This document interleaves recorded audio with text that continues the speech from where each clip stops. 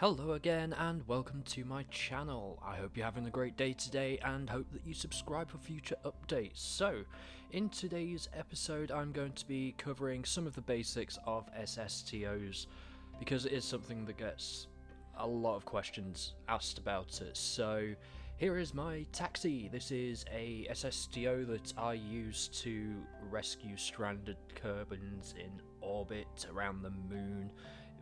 And Minmus. I actually usually take 8 missions at the same time because this particular vehicle can hold 9 Kerbals. So, just giving you a quick look around it, and the main aspect that I would take from this so far is that I like to keep the majority of the wing area towards the rear of the vehicle. And we're just going to take a look at the centre of mass, centre of lift and centre of thrust. And what you're trying to do is you're trying to keep the centre of lift and the centre of thrust ideally through the centre of mass. Any variant on that and you're going to be skewing all over the place, especially when you start losing the atmosphere. So, everything's centered and nice. The only thing I like to do on my particular SSTOs, and I will go over that in a minute, is I like to have the center of mass just a little bit ahead of the center of lift. And the reason that I actually do that is because when I'm piloting the aircraft during takeoff, once I get into the air, I like to just press F, which disables the SAS temporarily and it just noses you down slightly. So, getting your landing gear right, I like to just put the whole vessel down to the ground until the rear wheels touch the ground, and ideally what I'm looking for there was, as you saw, about half of the tyre to a full tyre, it depends what you want, really, into the ground, and that should give you enough nose up when you're on the runway. So, I use vertical stabilisers here for a little bit of extra lift on the nose. We're only going to go with one pilot because, as you can see there are all the empty seats that I would usually use to rescue other Kerbals. And no SSTO is complete without a claw. Now, this is to get around the issue of sometimes if you use mods, those particular missions like to put Kerbals inside of vessels that have no crew hatch, so it's really infuriating, as you probably know or may have found out already. So here we go for takeoff. Now, what I'm looking for with my vessels when I'm using them is I want to be able to do as little as possible, basically. So all I'm going to do is nose up off the ground, and I want to just be able to leave it. At most, all I want to be able to do is just tap F every now and again just to put my nose down a little bit, so I'm making sure I'm still increasing my thrust at all times. Now, you will have to get used to whatever engines you use. Now, these particular engines don't work great at high altitudes, but the faster that they go, the more thrust they will produce, so they need some atmosphere, so once you go up to a certain point, they will just be useless, but they are multimodal. So, when they get up to 27.25 kilometers, they will automatically switch to liquid fuel mode, and we'll be able to get the rest of the way to orbit. So, once those engines fire in just a few seconds, yes, there we go, and now we'll be able to get the rest of the way to orbit. So, all I'm going to do from now on is make sure that my nose doesn't aim too far upwards. I would generally try and keep it at 20 degrees and then control my throttle, watching my apoapsis, and I'm aiming for 72.5 kilometer orbit. So as I'm gaining altitude, I'm just going to decrease the throttle little by little until eventually I'll just decide that's enough, time warp a little further ahead, making use of the time warp that you get from within the atmosphere. I believe that's called the physical time warp. I can't remember off the top of my head, unfortunately, but it's not important right now. So, we're about there now. So, all I'm going to do now is just get to the point where I re-enter from, make the burn, and then re-enter. So, where I go from is this crater. Now, I did slightly overshoot it like a moron, but hey ho, we'll do it anyway. So what I'm going to do now is I'm going to burn until my periapsis meets about -10 kilometers. Ideally, I should have done this from the dot in the center of that crater, as we'll find out later why that was crucial. Although I did actually end up turning my air brakes off at one point as well, another mistake that I should not have done either. So, once you perform that burn, then all you need to do is just hit prograde. Get your wings level, the right way up obviously. We want to keep the blue part of the nav ball up, not down.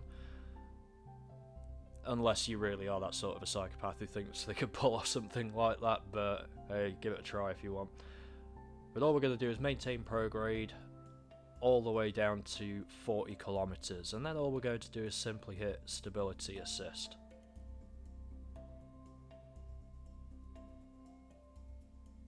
There is no point trying to control your aircraft at the moment, so don't try. You're going to end up losing control.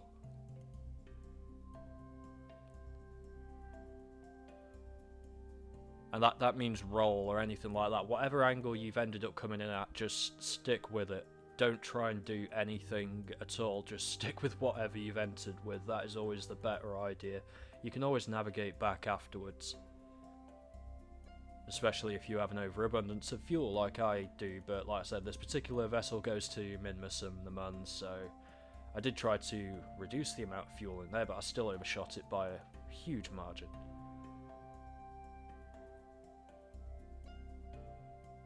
So what I'm watching for now is if you have the mod Kerbal Engineer Redux. If you don't, you need to go get it. It makes these things a lot simpler. As I'm looking for my vertical speed, that is the second indicator from the top on that little panel in between my nav ball and the other usual tools that you're used to seeing.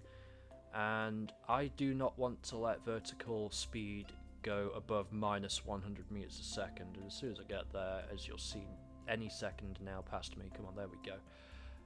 I'll just nose down and make sure that it stays above 100 meters a second. I'll nose down at this point to about 150 meters a second and then just let it go again.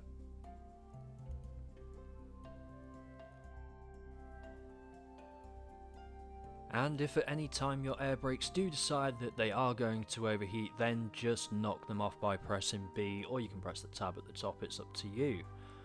But I'm just going to skip through this a little bit, just a bit quicker just to get us there, just so we can see my dodgy landing. Normally I do come in a little more centered on the runway, and I do actually usually come in a bit slower. For some reason I turned off my air brakes, I don't know why, but I did, so I had to roll with it. Now from these altitudes you will be able to start performing some S-turns and things like that to be able to perform a bit more drag on the aircraft and slow it down a bit easier. However, I elected not to do that and just trust in my air brakes. They will do the job. They will do the job. They're not doing the job.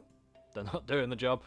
So yeah, this is what caused a rather airshow landing. It's the sort of style of landing where it was like, you know, you can just imagine a pilot pulling this sort of landing off in the real world and them getting out the aircraft and their manager running over to them saying, what the hell was that? And them looking back at them just saying, what, I landed it, didn't I?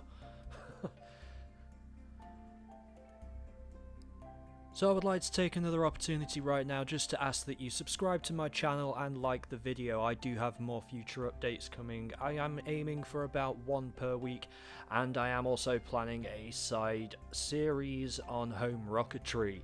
This will be covering my venture out into the world of rocketry. I'm going to attempt to build my own rockets at home. So if that's something that interests you and you want to see me potentially maybe blow myself up in the process, then definitely get subscribed now, and I hope to see you in those future series. So here we go for the dodgiest landing in the world. I swear I am better at landing, but I just thought this was so comical for me, so it's not really how you should land. And it was, the first thing that went through my head, it was just like, what, I landed it, and so I'm just gonna skim the runway just a little bit, and then align myself, get the brakes out, and crash down as hard as possible. So yeah, that was probably the worst landing I've ever performed. However, nobody died, it's down, we're good. So yeah, plane's in one piece, nobody needs to complain. No need for an accident report on this occasion.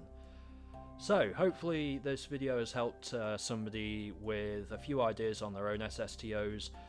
There are some rules which I will flag up in various areas of the video, so if you miss them then yeah, go back and look for them. Otherwise, hopefully one day you will be flying something like this. So this is the Pelican, and this is my station builder. So this will build 2.5 and 3.75 meter stations in low Kerbal orbit. The only part it does not take itself is the rocket module, so if I want to take the station to somewhere else, that's the only module that doesn't go with this particular station. Unfortunately, I'm not going to be flying this time, though. This is for the next episode. For now, I am Shalectra. Keep the pointy side up. Catch you next time.